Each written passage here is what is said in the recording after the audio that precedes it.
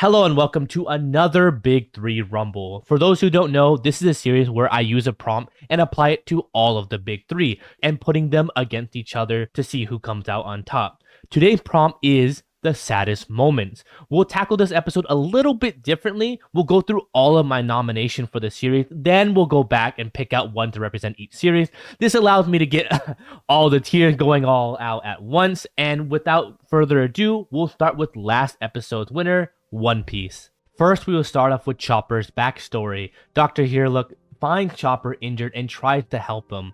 I just want to say I absolutely love the panel of Dr. Heerlook stripping down and telling Chopper he will never hurt him.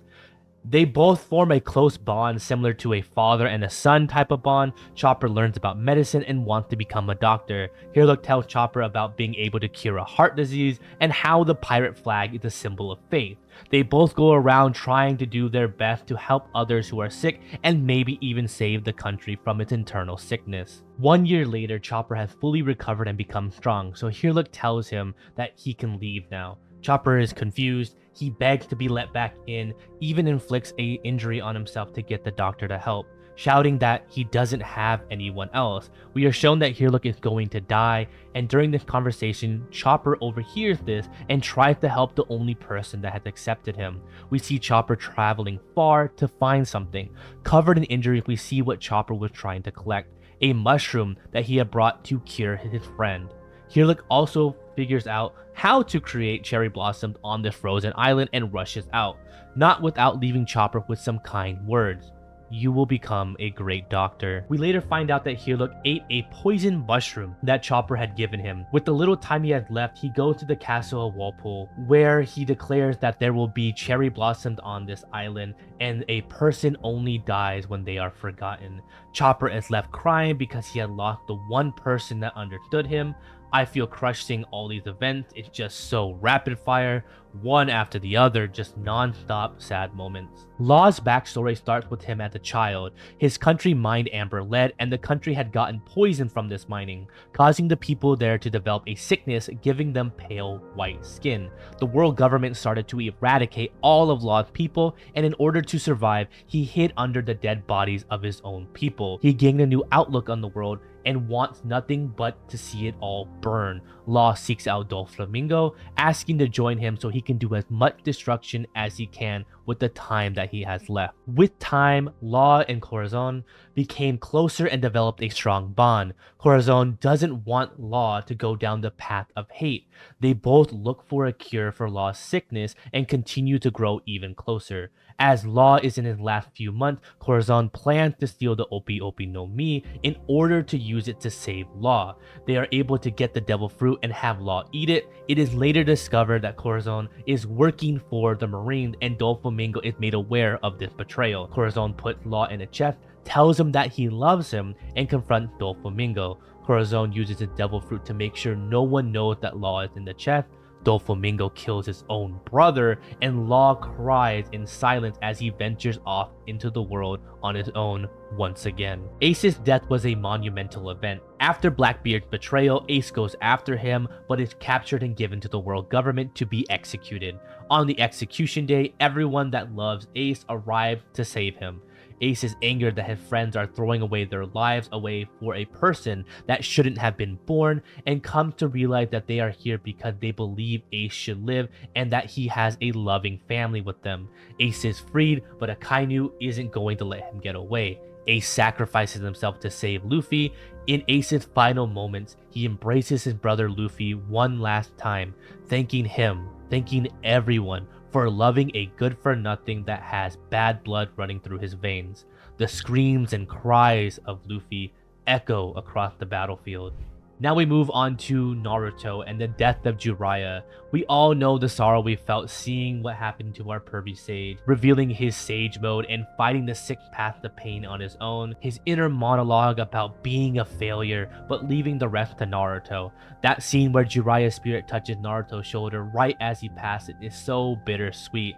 I mean, to add to more of the bittersweetness, he was also killed by his past students. We get to see the news of his death reach everyone and see the emotion pour out.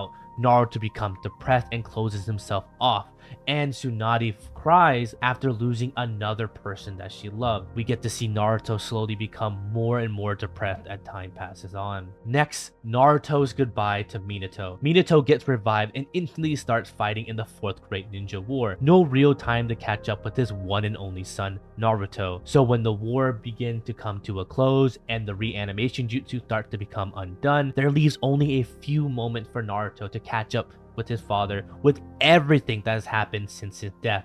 It starts with the joy of telling his father to tell his mom that he's eating well, he's taking care of himself as best he can. Then the joy turns to tears as Naruto tells his father to tell his mom not to worry about him, because even if things haven't been going well or haven't been the best, he is still going to be trying his best. Minato promises to tell her everything as he returns to the afterlife. Now to our final Naruto pick, we have Naruto asking Iruka Sensei to be his father in his wedding. We have Naruto nervously dancing around trying to ask Iruka Sensei until the point where Iruka gets irritated with Naruto, thinking that he's just being immature, but that's when Naruto asks Iruka. You can see the sudden surprise on his face, then the tears start to form before he accepts the role. The music choice did not help at all and did not stop me from crying more and more. Finally, in Bleach, we have Ichigo losing his powers after fighting Aizen.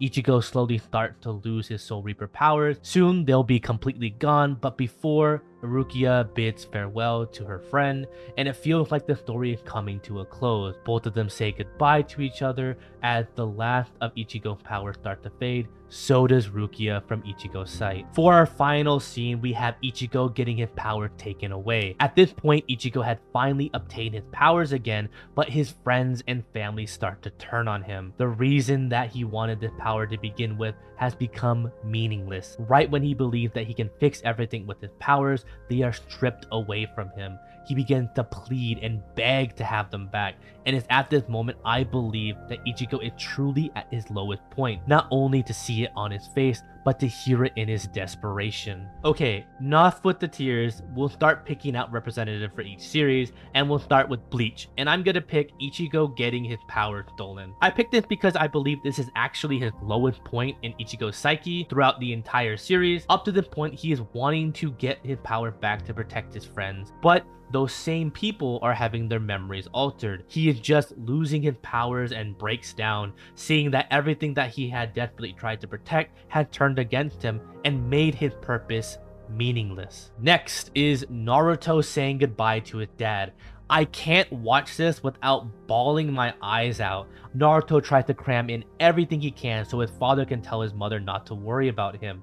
You see him pour out his feelings to his father. It really gets me every single fucking time. They had zero time to catch up during the war, and Naruto had no time at all to express everything that he has been holding on to in the last 17 years, and not to mention that his father is leaving him again on his birthday. The same day he was born, both his parents died, and his father is leaving him yet again on the same day. Finally, One Piece, and I'm gonna have to go with Ace's death. Ace grew up knowing that he shouldn't have been born because he was the son of the Pirate King.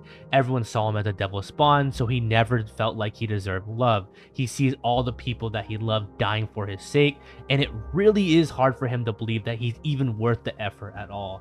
Feeling like he isn't deserving of the kindness, this is where his words cut so deep for me, so much.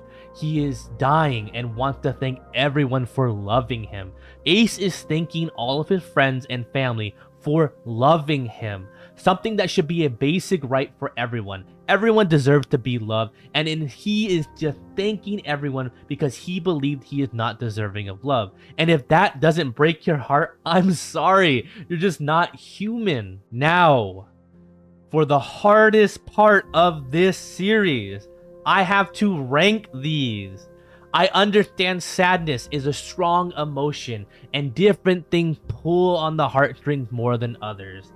So keep that in mind as I am ranking these. And without wasting any more of your time, we'll start with the ranking at bronze, and it is Bleach. Before anything, I do think Bleach has a strong narrative and very good character moments, but for me personally, I don't think I ever cried during the entire series. I do remember that this soul-crushing moment, Ichigo begging for his powers back. All of his friends have turned against him, and right as his powers are being taken away, he sees Rukia stabbing him with a Zanpakuto along with Urahara and his father. I know they tell him the explanation that turns everything right around, but I believe at this moment, everything for Ichigo is gone. Not just his powers alone, but those he wanted to protect with that power. Without that in his life, he serves no purpose. At least that's how I see it. I believe he lost who he was at that moment and just felt like an empty shell of himself. Even if it was just for a second, I do really wish to have seen him breaking down a little bit more. I felt like it was cut short because he gained his power back so quickly after. So with that, we just move on to Silver. In Silver, we have Naruto saying goodbye to his father. This made me bawl my eyes out. You have to remember that Naruto had been fighting for 2 days straight. His father's reanimated and start fighting the war right away. After the fight is over, the reanimation jutsu begins to be undone, but we are reminded that it's Naruto's birthday. Sadly too, this will be the second time that his father is leaving him on his birthday. Yet, Naruto is trying to be able to communicate how he feels. He wants to also update his mother as well. So it gets a little bit messy with combination of thoughts being thrown out at Minato, and it's because where do you start when you want to help catch your father up on all the years that he has missed? Naruto expressing his love, his joys, and his pains, telling his father to let his mom know that he is okay and he's pushing forward no matter what. It just has to be a roller coaster of emotion that doesn't fail to make me cry every single time I see it. It is a hello, it is a goodbye, wrapped up with so much pain, kindness, and yet a bright looking future ahead of it. Now for gold is Ace's death. I'm not even sure where to begin with this, so let's start with how Ace sees himself. You have this person, from the moment they're born, is told that they shouldn't be alive. He has evil blood running through his veins. He grows up hearing this and believes that he is nothing more than worthless trash deserving to be dead. It is honestly heartbreaking. Then you see how confused he is as his friends and family are throwing themselves at the government to save him. He doesn't understand why they are doing this. Can you comprehend what is going on in someone's mind that doesn't understand what compassion is? It's insane. Ace's final moments were to protect the ones that he loves, protecting Luffy by giving his life for his, doing what everyone else is doing for him. If you haven't cried yet, Ace, with his dying breath, thanked Luffy for loving him. My heart shattered into a million fucking pieces hearing that for the first time. No one should be thanking someone for giving them love. I believe it is a basic human need. Love. He thanked his brother for loving him. Ace never believed that he is worthy of being loved by anyone. That's why it's so fucking destroying hearing that, knowing what kind of person Ace is, helping others and trying to protect his family. Even after all he'd done, he still never believed that he is worthy of the love that he gives to others. Again, if you think that still isn't enough, Luffy goes into shock after the death of his brother. After all of the fighting up to this point, has to go into surgery. As soon as he wakes up, he screams, "Where is my brother?" With that being said, this deserves the top spot. Thank you so much for joining me on this emotional roller coaster, but most of all, thank you for making it to the end of the video. I really appreciate it. Please let me know in the comment below what you believe to be the saddest moment in these series, or even what you think the saddest moment in all of manga or anime. I would love to discuss them with you in the comment below. Also, if you have a suggestion, leave it in the comment below for the next big three, and if I use it, I'll give you credit at the beginning of the next episode. Thank you again. I have been your bestest bro. I'll cry with you again, and I'll see you when I see ya.